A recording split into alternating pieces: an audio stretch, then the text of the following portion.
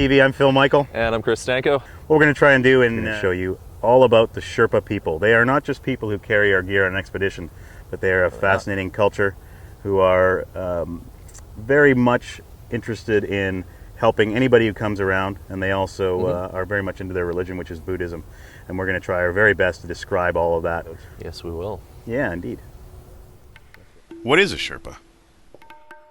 The term Sherpa is generally applied to porters and guides for expeditions in the Himalayas, but there is a wealth of culture and history behind the word.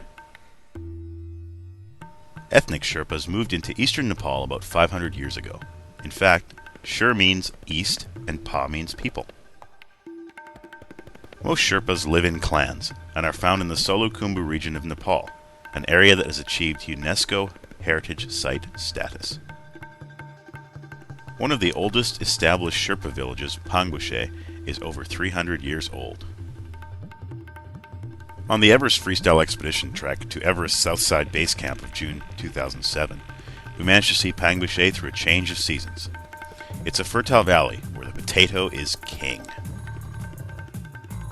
On our way to Everest Base Camp, Pangbushe was rather dry and grey, but 10 days later, as the first parts of the monsoons manifested themselves, Pangbushe became a village of fecundity. As I made a pilgrimage to the ancestral village of Dawa and Gelu Sherpa, the more remote Sherpa villages in the Solukhumbu proudly displayed their terraced rice paddies and wild mushroom patches. The purpose of my July 2007 trek was to visit Dawa's family in the village of his birth. Dawa is my brother from another mother, with whom I intend to traverse Everest with. I can confidently say, from this experience, that there are still unspoiled parts of the world where people who have very little materially are truly rich. The Sherpa houses have a look of simplicity and pride, and are often painted in blues and other bright colors. In some regions in Nepal, stone houses and fences are quite common, the latter being very useful for corralling the yak. The meat of the Sherpa is from yaks and zo. Zo are a cross between a cow and a yak. Being devoutly Buddhist, the Sherpa will not kill these animals, but they will eat the meat if it's been slaughtered by other ethnicities. Yaks supply wool for clothing, while the hides of both beasts of burden supply leather for shoes and cordage, and their dung provides fertilizer and fuel.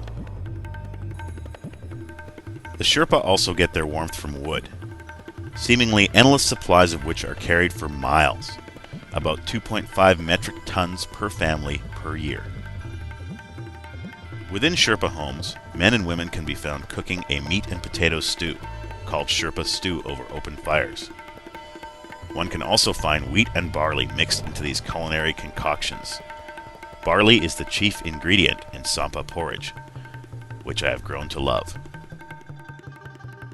Potatoes were introduced to the Sherpa via English gardens in Darjeeling, India in the 1800s. Rice and lentils, referred to as dalbat, are both staples of Sherpa diet, along with tea and or buttered tea, accompanied by a home-brewed rice beer called chang. Another popular drink is Roxy. It's like a very potent sake, and Dawa's brother is an expert at its production. Women tend to yaks and zo on the hillsides and plant potatoes, barley, and buckwheat. Hierarchical structure in society is strange to Sherpas, and the men and women work together. Their culture is based on the traditions of Nyingmapa Buddhism, of the high-altitude Tibetan Rongbuk Monastery. This monastery can be found at over 16,000 feet on Everest's north side, in Tibet.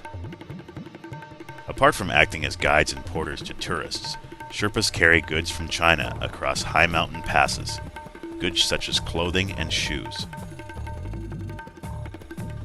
50 years ago, one would have found the Sherpa wearing traditional clothing only. But now, as the world gets smaller, it wouldn't be unusual to find a Sherpa in a very remote village wearing a North Face jacket. The Sherpa language is not really available in written form, although more recently there have been attempts to provide a script using Tibetan script. Male Sherpa are often named after the day on which they were born. For example, Dawa on Monday, Pasang on Friday. This makes for some confusion when meeting these people, as there are many Dawas and many Pasangs. The Sherpa are a backbone of any Himalayan expedition. It is impossible to imagine summiting without the expert aid of the Sherpas. They make it possible. It has been suggested that genetically they have a greater lung capacity than normal, and this may help explain their ability to climb to great heights. This and the fact that most Sherpa are born, live, breathe, work, and eat above 10,000 feet makes them a valuable asset to any climbing expedition. It is through our interaction with the Sherpa that we are really able to understand the Everest region and make lasting friendships with these truly extraordinary people. Just a little taste of our experience with the Sherpa people. Just a bit. TV, I'm Phil Michael. And I'm Chris Stanko. Bye for now.